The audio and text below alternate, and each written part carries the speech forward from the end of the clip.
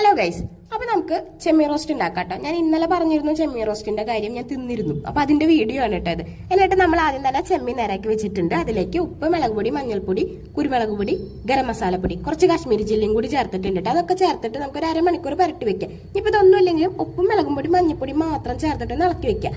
പിന്നെ ചുവന്നുള്ളി, വെളുത്തുള്ളി, ഇഞ്ചി, പച്ചമുളകൊക്കെ ഒന്ന് ചതച്ചിട്ട് അതും കൂടി ഒന്ന് ഇതിലേക്ക് ഒന്ന് മിക്സ് ചെയ്തിട്ടേ നമ്മൾ ഉണ്ടാക്കുന്ന നേരത്തിന്റെ സമയത്ത് തന്നെ മിക്സ് ചെയ്താൽ മതി കേട്ടോ. എന്നിട്ട് നമ്മൾ എണ്ണ ചൂടാക്കിയിട്ട് പിന്നെ ഈ ചെമ്മീൻ അലക്കെടുത്ത് തട്ടിയിട്ട് ഒന്ന് ഇളക്കി യോജിപ്പിച്ച ശേഷം അടച്ച് വേവിക്കാം. ഒരു 2-3 മിനിറ്റ് ഒന്ന് അടച്ച് വേവിച്ച് കഴിഞ്ഞാൽ ഇത് തന്നെ വെള്ളം ഇറങ്ങും കേട്ടോ. നമുക്കിതിന്റെ മണം വരുമ്പോൾ നമുക്കും വായിൽ വെള്ളം വരും. അപ്പോൾ കുറച്ച് മല്ലിപ്പൊടി ചേർക്കുക. പിന്നെ ചുവന്നുള്ളി ചതച്ചതുണ്ടെങ്കിൽ അതാണ് ഏറ്റവും നല്ലത്. പിന്നെ നേരാക്കാൻ മടിയായ കാരണം കൊണ്ട് ഒരു സബോളയുടെ പകുതിയും കൂടി ചേർത്തിട്ട് നന്നായി ഇളക്കി യോജിപ്പിച്ചിട്ട് ഇത് ഈ എണ്ണയിൽ ഇങ്ങനെ വറ്റിച്ചെടുക്കുക. മസാലപ്പൊടികൾ കുറവുണ്ടെങ്കിലൊക്കെ ചേർക്കാം കേട്ടോ. പിന്നെ വേപ്പിന്റെ ഇല ഇട്ട് കഴിഞ്ഞാൽ സംഭവം റെഡിയാണ്. കുഞ്ഞു ചെമ്മീനാണെങ്കിൽ ഏറ്റവും ടേസ്റ്റ് കേട്ടോ. ഇവിടെ വേപ്പിന്റെ ഇല ഇല്ലാത്ത കാരണം സ്പ്രിംഗ് ഓണിയൻ ഇട്ടു. അപ്പൊ അത്രയുള്ള വീഡിയോ.